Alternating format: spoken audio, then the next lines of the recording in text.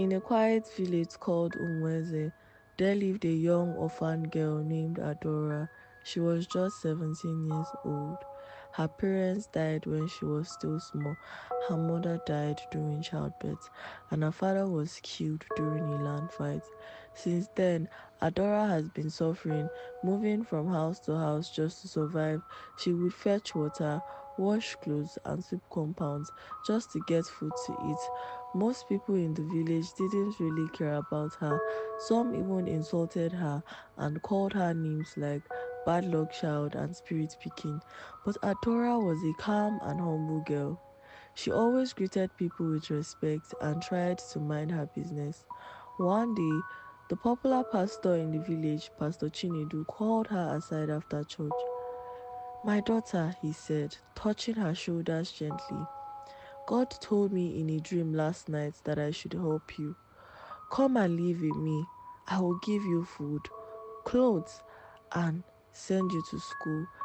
The Lord wants to change your story." Hadora was surprised. She had never received such gesture before or kindness before from anyone. She smiled and said thank you. That evening, she carried her small Ghana Moscow bag and followed the pastor to his house without hesitating. At first, everything was good. Pastor Chinedu gave her good food, bought her slippers and a wrapper, and even told her to call him daddy in the Lord. But after some days, things began to change. One night, while she was sleeping, Pastor Chinedu entered her room. He locked the door and sat on her bed. She said, "Daddy, what are you doing here?" Her voice full of fear. He said, "Shh, don't be afraid. This is part of your spiritual cleansing. If I don't do this, evil spirits will attack you. It's what God wants." Before she could move, before she could say a word, he pushed her down and forced himself on her. Adora cried quietly the whole night.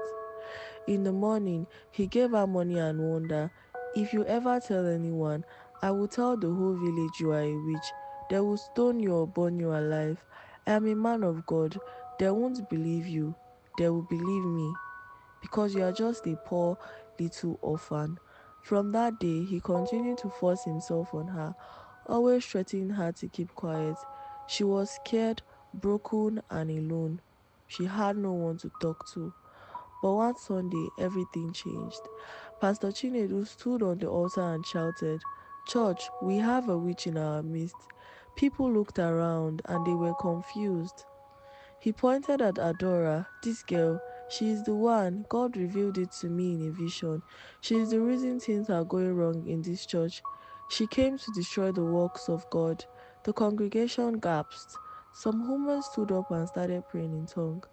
Men rushed to Adora to hold her.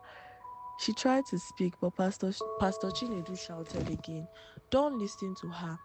That's how witches talk. They lie and they deceive." One woman shouted, "But she's even staying in your house, Pastor." "Yes," the pastor said. "That's how I discovered her powers. She has been attacking me in my dream." He lied, raising the Bible high. Adora fell to her knees crying. "It's not true. He's lying. He has been sleeping with me."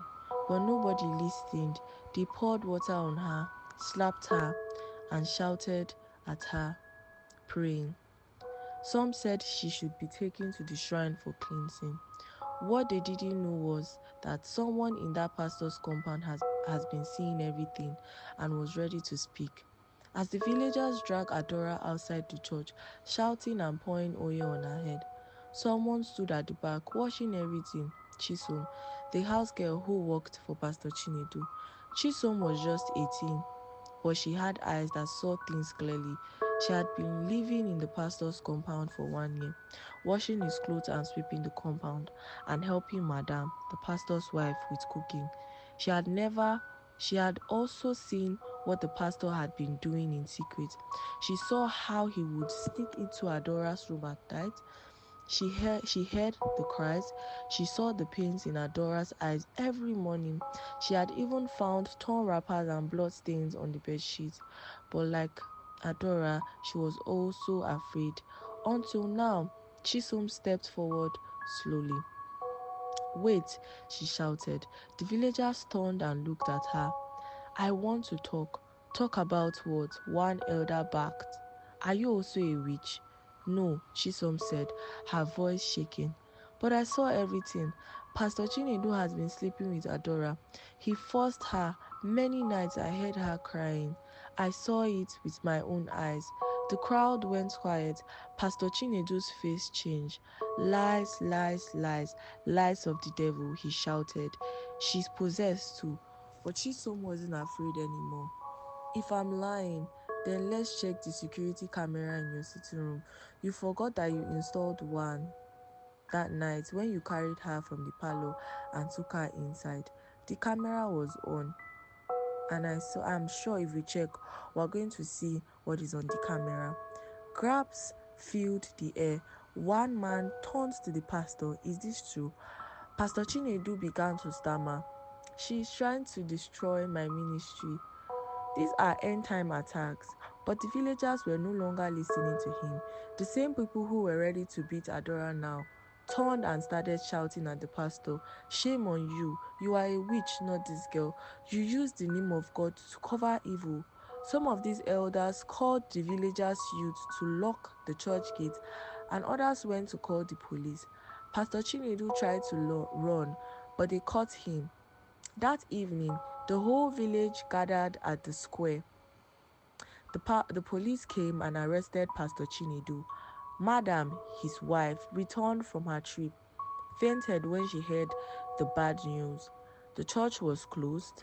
The villagers apologized to Adora. Some women held her and cried. They promised to care for her like their own daughter. Chisom was also praised for her courage. A kind widow in the village later adopted Adora and sent her back to school. Years later, Adora became a teacher.